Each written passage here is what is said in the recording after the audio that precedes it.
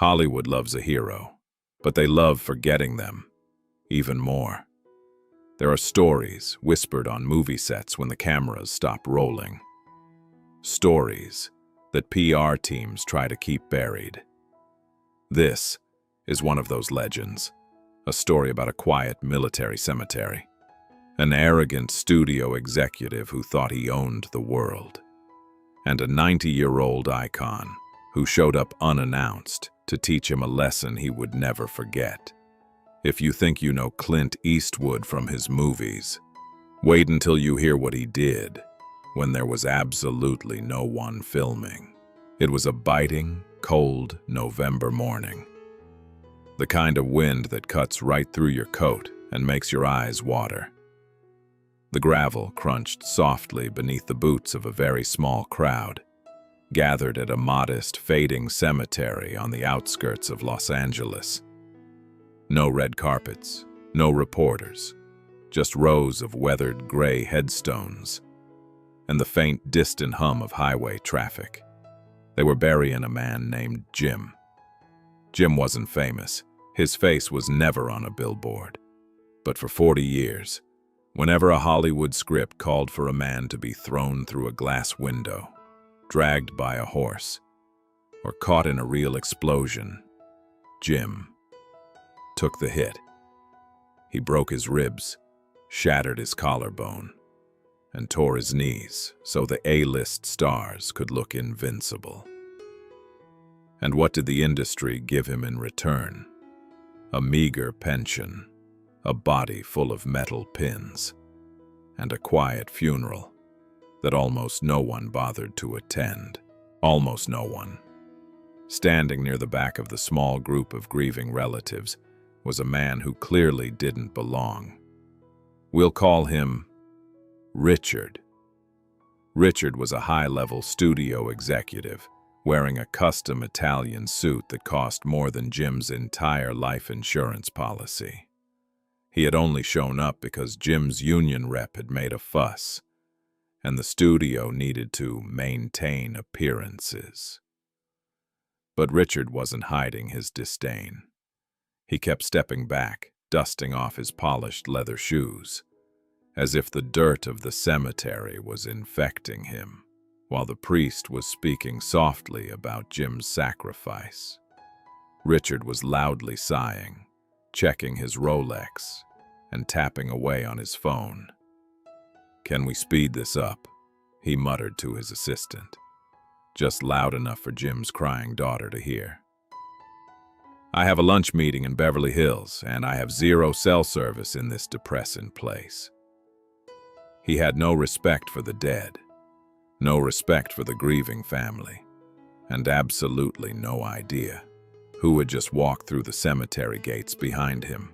As Richard tapped his foot impatiently, a pair of heavy, worn-out boots slowly crushed the gravel behind him.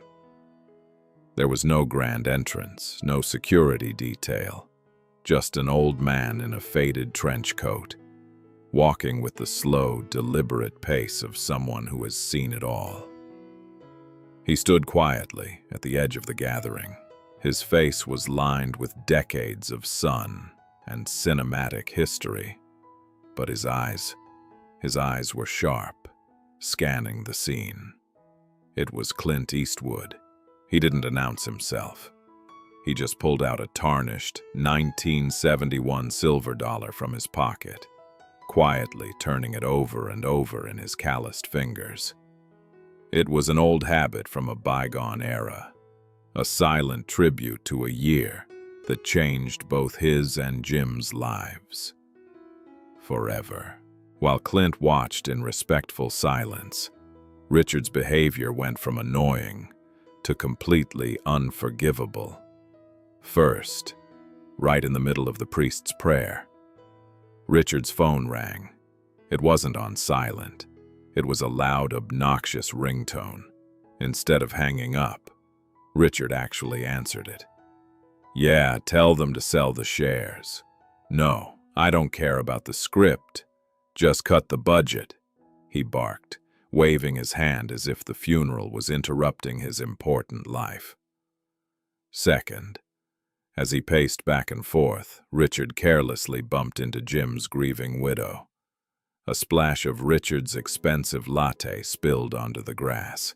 He didn't apologize. Instead, he frowned, dusting off his sleeve and muttering, "Careful, please.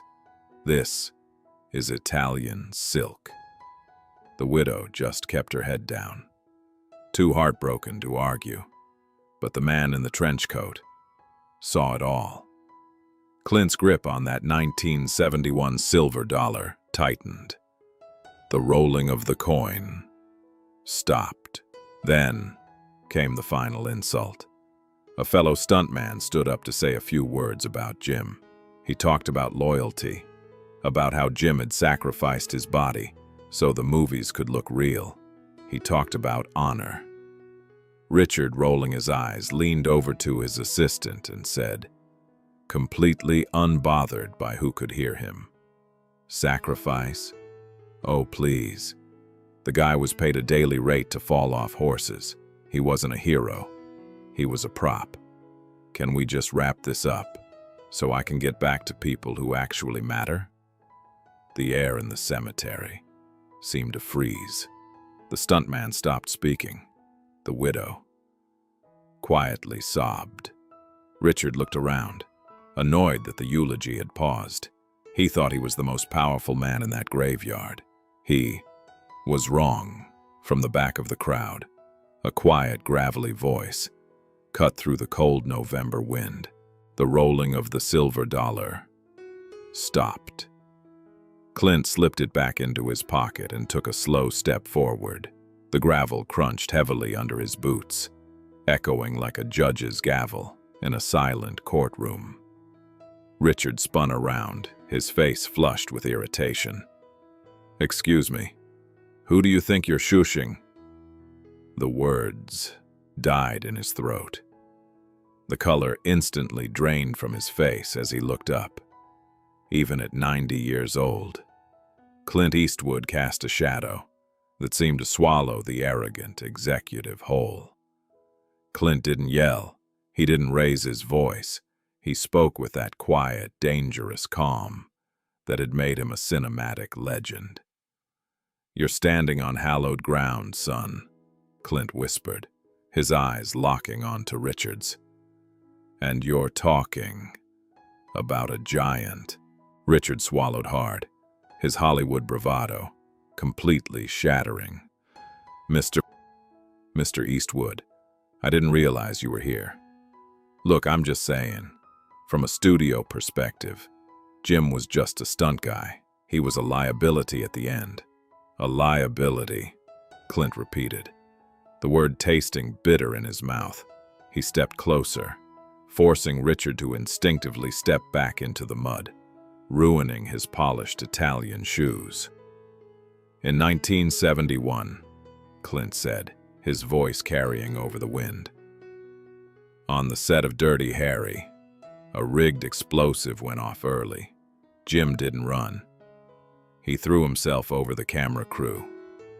He took shrapnel to his shoulder, so a 22-year-old kid holding a boom mic could go home to his mother. He saved 3 lives that day, and he was back on set 48 hours later. What exactly do you do when things blow up, Richard? Hide behind your assistant and check your portfolio." The crowd was dead silent. Even the priest held his breath. Richard looked around, suddenly realizing that his expensive suit, his Rolex, and his title meant absolutely nothing in the real world. Clint didn't wait for an answer. He looked Richard up and down with utter pity.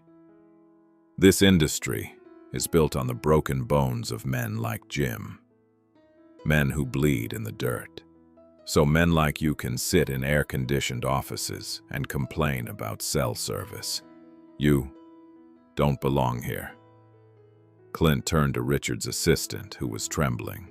"Take your boss back to Beverly Hills." Richard opened his mouth to salvage his pride, but the ice in Clint's stare shut it instantly. Completely humiliated in front of the crew he thought he owned, Richard turned and walked away quickly, his head down, practically fleeing the cemetery. Once he was gone, the heavy tension lifted. Clint walked softly over to Jim's sobbing widow. He reached into his coat and pulled out that tarnished 1971 silver dollar. He pressed it gently into her trembling hands. "He earned this on his first day taking my bullets," Clint whispered. "He was the bravest man I ever knew." The rest of the funeral went on in absolute, uninterrupted peace. The cold wind seemed to die down, and for the first time that morning, the sun broke through the gray November clouds, casting a warm light over Jim's headstone. Clint didn't stay for the reception. He didn't want anyone taking pictures or asking for autographs. He had come for one reason, and his job was done. As quietly as he had arrived, the 90-year-old legend turned up the collar of his trench coat and walked slowly back down the gravel path. No entourage, no press, just a man who knew that true honor doesn't need an audience. Richard probably went back to his air-conditioned office in Beverly Hills, surrounding himself with people who only respected his checkbook. But in Hollywood, power fades, studios change hands, and executives are replaced. What remains is character. The story of what happened that day at the cemetery spread through the stunt community like wildfire. It became a reminder that no matter how much money you make or what kind of suit you wear, you can never buy the kind of respect that Jim earned in the dirt, or the kind of loyalty that Clint showed in the silence. In a world full of Richards, people obsessed with status, looking down on the hard-working men and women who actually build the foundations of society, we need to remember the Jims, and we need the courage of the Clints to put arrogance in its place. Now, I want to hear from you. Have you ever had to deal with an arrogant Richard in your life or workplace? How did you handle it? Or maybe you know an unsung hero like Jim, someone who works hard behind the scenes without ever asking for a thank you. Tell us their story in the comments below. Let's give them the respect they deserve. If you believe in old-school honor and standing up for the little guy, hit the like button and subscribe. Until next time, stay strong and stay humble.